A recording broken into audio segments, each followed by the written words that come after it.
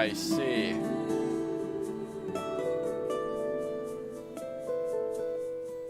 I'm not calling you a liar. Just looking at all of these achievements I'm getting. Just three of it. I'm not In any case, guys, don't steal from me. I'm that's not yet calling you a another end of another journey of ours. I love you so much. I wish I could make the sound a bit quieter, so let's see if I can do so you can still hear my voice, but There's a ghost in my life. I'm not sure if the lowering the sound in the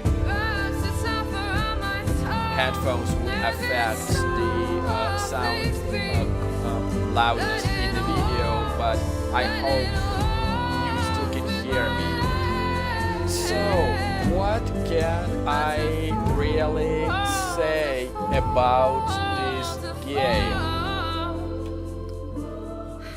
In general, I would say it is a double-edged sword, which definitely has an improvement in one areas, but at the same time made several steps back, and because of such a weird hybrid, it is literally like as if the game didn't move from the place at all. And I will say this again, guys, all I knew about this game was pretty much whatever I have heard from the reviews, and despite of bipolar reactions, I decided, hey, I want to see it for myself and see exactly what is it that people who are journalists didn't like about it, and I will probably just sort through the categories like in which I value video games in most, like from the most important to the last one but still not important. And personally, for me, the most important one is the story, the plot, how the game revolves around a good story, engaging one. And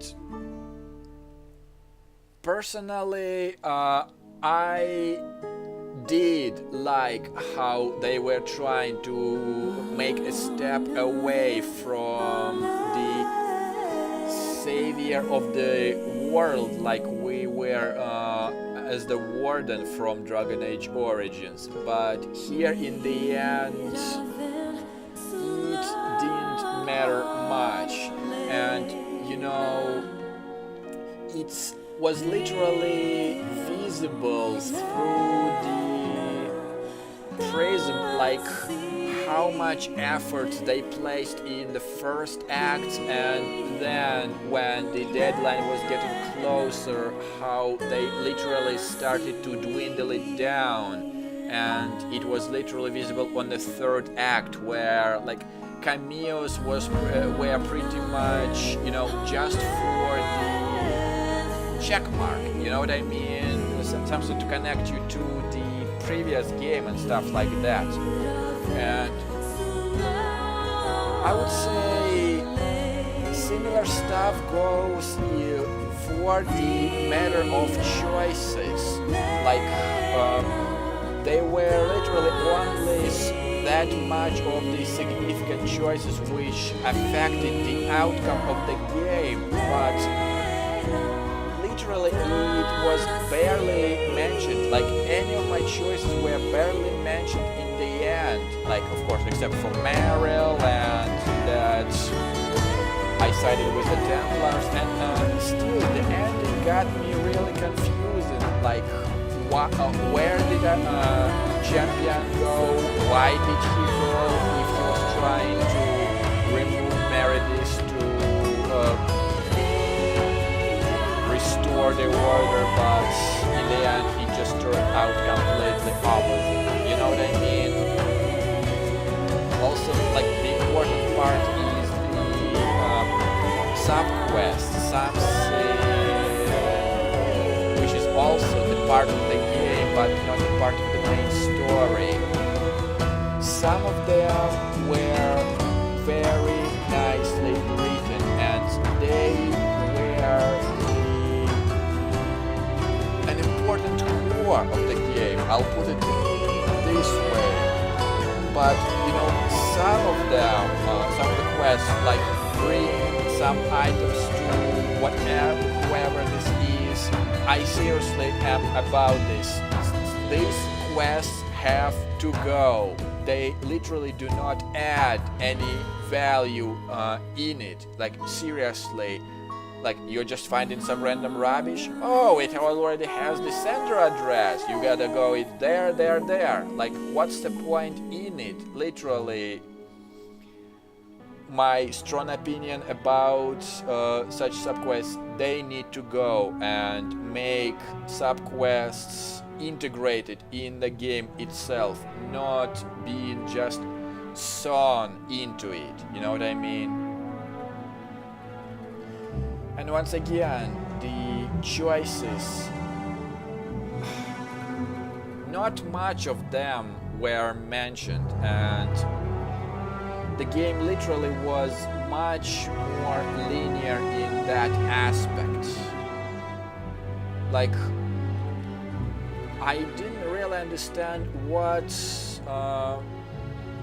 they couldn't just do this like they did in the Origins, to textually describe how your little choice here and there impacted the future of the universe you were playing. But that's, you know, all that comes to mind about the story part. Like, it was an okay part, and pretty much the major lever of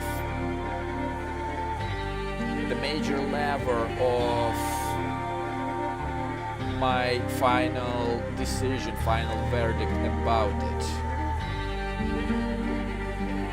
The next section, which is also very important for me, but not as much as the story one, is the actual gameplay and the companions.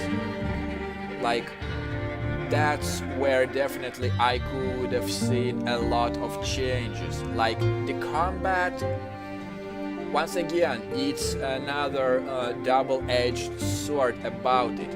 Like, yeah, it became much more dynamic, and it was literally very few times where I have to say to my companions, hey, you should do that instead, and blah blah blah and stuff like that. Well, that definitely became much more dynamic. That was one thing that was lacking strongly in the Origins. It looked like the combat was in a goo, and like in, you know, this strong consistent goo, and you literally were glued to it. Honestly, like, if I could say for the next game, please take the best from the both games. Like, sure, make it quite dynamic as the Dragon Age 2 and more tactics inspiring like the first one. Like, I would only suggest, please make it the combat something in between, you know, the goo fight in the Dragon Age Origins and Shaolin fight in the... Sorry guys, it just jumped into the desktop for a second, and the Shaolin fight in the Dragon Age 2. But the combat system definitely was a huge improvement, and especially the skill system. I literally hated linear skill system in Origins, where you have to spend some points on unnecessary skills to get an important ones, and make it as not a separate spell but as the improvement to already existing. That cleared quite a lot of the inventory space, like not inventory, the bar space on below in terms of my spells. That's for absolutely sure. And inventory, well, personally, not much of the change is sell all the junk was the most welcome button, that's for absolutely sure. But the icons, they were literally just symbolic about this personally, and I don't know what was the problem for them to create something more artistic on this. I don't know. Like for the inventory, not much of the issue for me, and thank God for the option to hide the helmets. That's what was really needed in Origin, so I could wear the hats which would give me stats, but it wouldn't spoil how my characters would look about this. Also, the dialogue system, I also have a mixed feeling about this. Like at one point you can see like if you're peaceful, sarcastic, or combative, and also the investigation part. But I don't know, I am the type of person who prefers to read and to catch the mood, to make the moods in his own ears, if you know what I mean, to grasp the mood from how the phrase was spoken. And that another important part is where you click on a choice where you believe that's how your character would say it, but in reality he says something completely different. That's kinda leaves a frustrated aftertaste about it. So in that regard, I am still sticking to the Origins dialogue system, like picking up the line and savor the emotion in your head, I'll put it this way. The companions, like probably I should have mentioned them in the story part. I honestly don't know, like, yeah, they were likable, like Fenris, Meryl, sure, but for the rest of them personally, they kinda sounded a bit too, little bit boring to me, honestly, like one-sided, I don't know. Like, I seriously thought that it wouldn't be much of a loss if I lose them all of a sudden. I didn't have this spark to protect the rest of them. Like Fenris and Meryl were pretty much like Liliana for me in the first game. But the rest, I seriously don't know. The side quests were nice, so to develop the character slightly, but when you were having this quest, talk with Fenris, talk with Meryl, blah blah blah, I was literally feeling myself like a tax collector which was just marking down, you got this one, you got this one, on to the next one, marking down stuff in the list. And it also kinda, I don't know, demotivated me to like trying to speak with them, trying to get in touch with them. Like literally, I could have spoken with them only on a very specific moments and stuff like that. So that was a blow in my book. Like, yeah, sooner or later I could have run out of topics in the Origins as well, but I could have saved the topics, like, you know, for later and stuff, and talk with them about later. I also have this sense of security of how, not the security, the sense of how I could speak with them at any moment, and you know, the savor the moment that they always near me and stuff like that. So that was personally a step back in my book.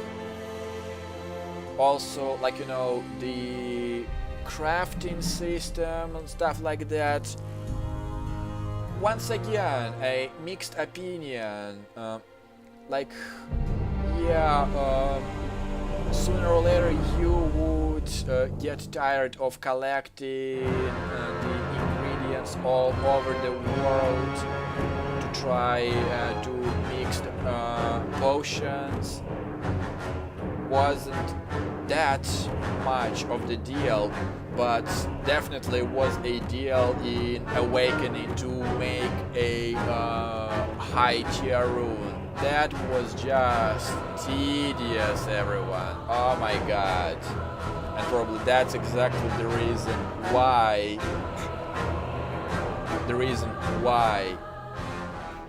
that was changed like that. And repeated environment, well, here is completely hands down for me, guys. I was aware of it, like it was an issue number one for the users from the review of why they hated the game so much. Like everything happened in a single city and just with some variety of the DLCs and going outside, but everything happened in the single city, and even the caves, they were like, first we got the inhabitant mages, gone. We got the inhabitant Kunari in the same cave, gone, and so on and so forth.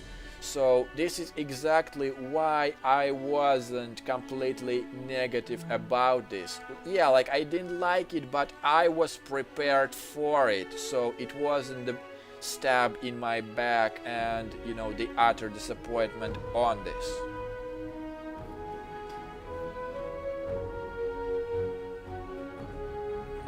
One second, guys, please.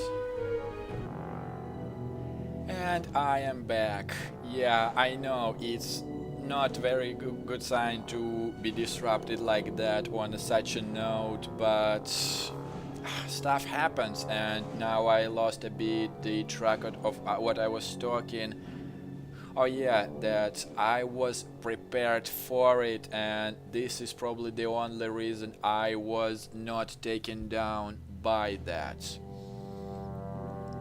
And that was literally what comes to mind when it comes to the gameplay. Like, I'm not preparing the long speeches and stuff, like what am I about to say and stuff like that. It just comes, just what gets into the tongue.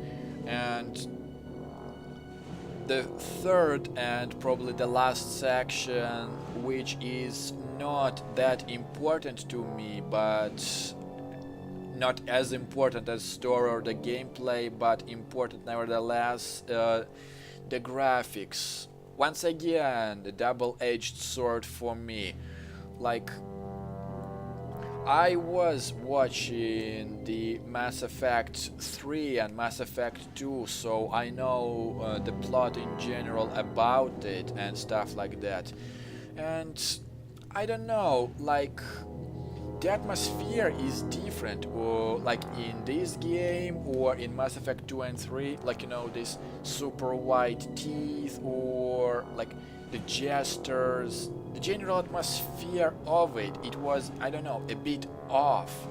Like personally, I was feeling closer in the atmosphere in Origins, and probably Mass Effect 1. Like, yeah, I know, like,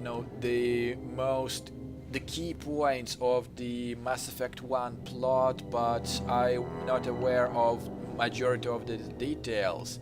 But honestly, what I saw was that the atmosphere of the first games from the both universes were just feeling closer. It's just that for some stupid reason the Origins engine was not optimized to handle huge crowds, which kinda blew it a bit. Like when you are supposed to have a large scale event, like in terms of the manpower and stuff like that.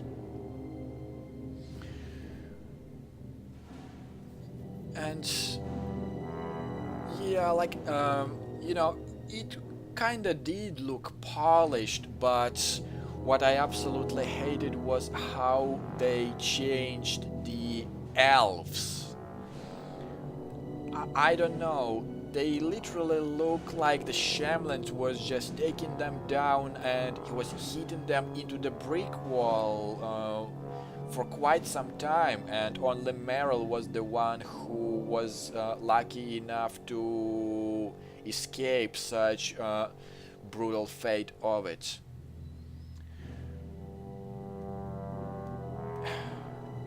And personally, guys, that's all that comes to mind when I am talking about this game. It was enjoyable, yes. Did I enjoy it? Yes, to some extent. Probably not as much as Origins, but I enjoyed it nevertheless, and that's what matters. Not that it will be memorable, I tell you. Like, probably in 2 weeks or so I will forget pretty much everything about it, except for maybe some of the names and stuff like that.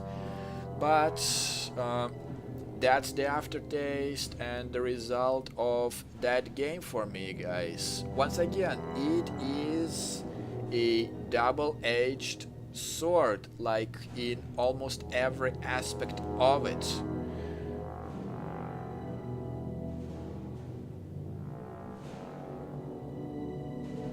Once again, guys, sorry, I need to answer that. And I am back once again, guys. I don't know why the hell everyone wants something from me at this very day when I was recording and was actually finishing, doing the finishing notes on the game, but I would just assume that's the Murphy's Law for you. But just as I was saying, once again, this game is a double-edged sword in pretty much all directions. The gameplay, the story, the graphics and stuff like that. Like, it has a lot of changes forwards, like I'm not gonna deny it, and most notable, like the dialogue system, companions, story, graphics, upgrade modes, battle system. You can say talk about them in both ways.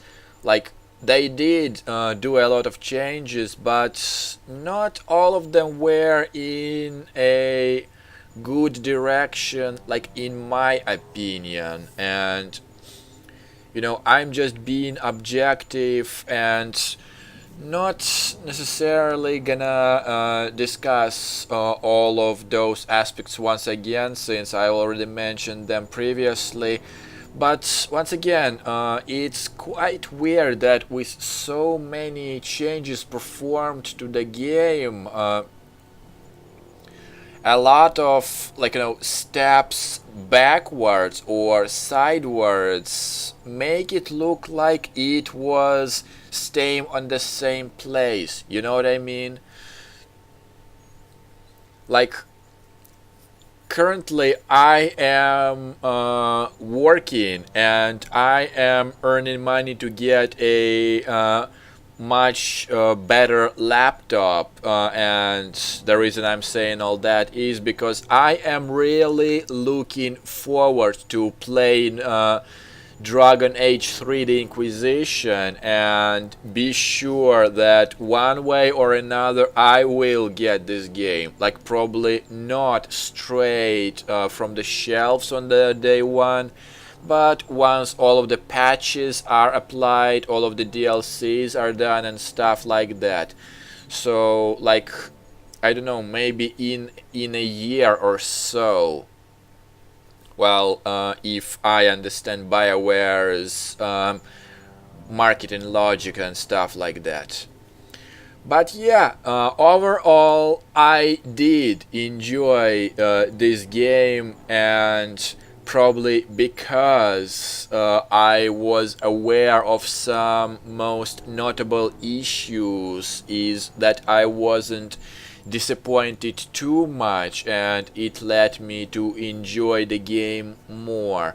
But yeah, from the next game I expect that the BioWare took the mistakes from this game, from the first game, and take pretty much the best from all of it and diffuse only the best features of the both games.